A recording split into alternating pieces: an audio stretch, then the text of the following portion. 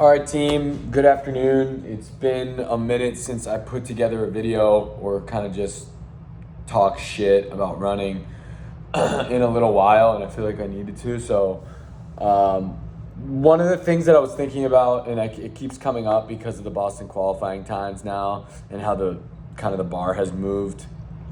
I realized I am the bar. Like, I am the Boston Marathon qualifying time. So last year, essentially forever, it was at 3, and it was 3 hours flat for 30 to 35, I think it is, or 30 to 39, whatever it is. And I went ahead, ran Eugene, 2:59. Great, phenomenal, broke 3, super happy.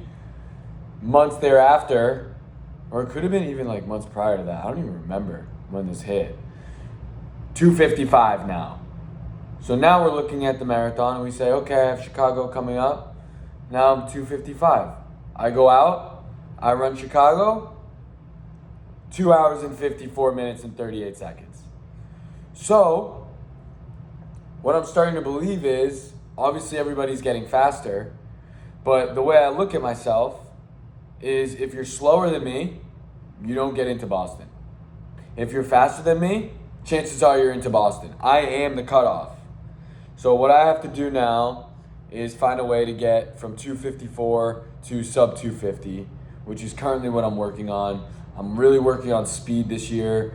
I'm working on my third half marathon. I went from 125 to 121 in April, and I have November, which is Indianapolis half. Indy half, I'm shooting for sub 118 or 118 flat, which is about a 6-minute flat pace. Which I've alluded to a number of times. But for those of you just joining, I put out a decent amount of shorts about my workouts. I'm 31 years old. I've been training for running for about 2 years. Last year, I really started documenting more for myself than anything.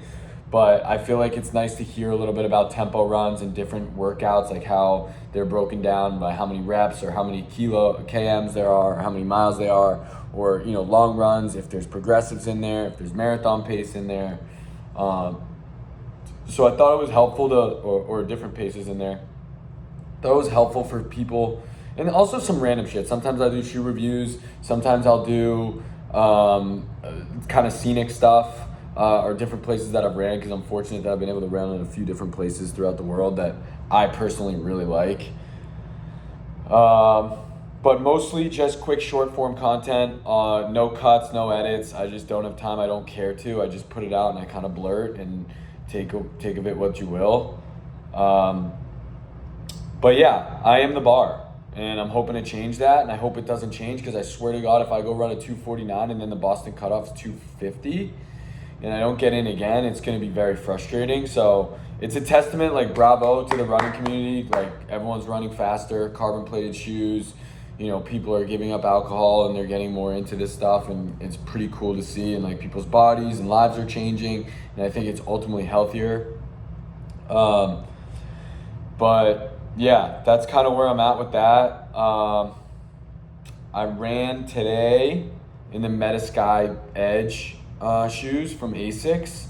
I do want to do a review on those soon. I've only put like 12 miles on them, so I want to give them a couple more rides before I dive in. But that's really where I'm at, training with a phenomenal group here down in Miami. Luis Horta, my Olympic coach, shout out to them. They're amazing. It's like 150 people any given Tuesday or Friday. You're getting 100 plus people in a parking lot in a park with horses and stuff, and people are running freaking hard. There's 2:30 marathoners, 2:15 marathoners, Olympic trials, qualifiers, Olympic people, Olympians themselves, world record holders. Then there's 4-hour marathoners, 3:30s, 3s, 2:55s, 2:50s, 2:47, 2:48, 2:49, 2:42, sub 10-hour triathletes, collegiate students even. So really, really cool dynamic there. I just feel like I'm growing a lot in the sport. I'm taking it a little bit more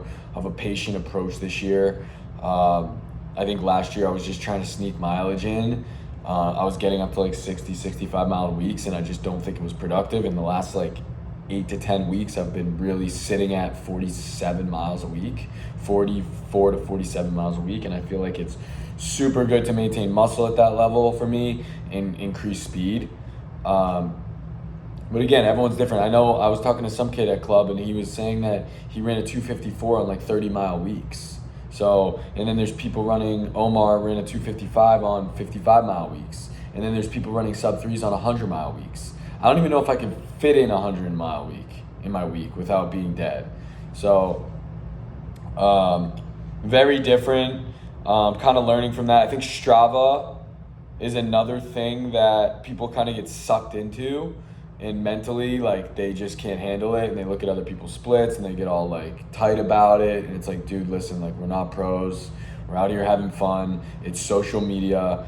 I don't give a shit what kind of splits you're posting on Strava, quite honestly, because if you don't have the race day number to prove it, then I really don't care. For me, it's pretty cut and dry. It's race day and it's official time. I don't care what Strava says.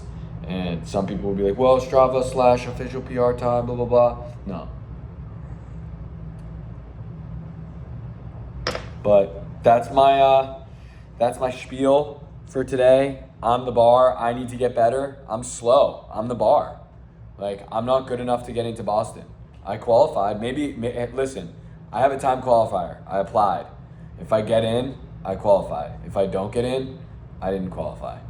So, and last year's qualification time was like 2:51 or 2. So, unless people got discouraged and didn't apply or something crazy happens, I don't see it getting any easier. So,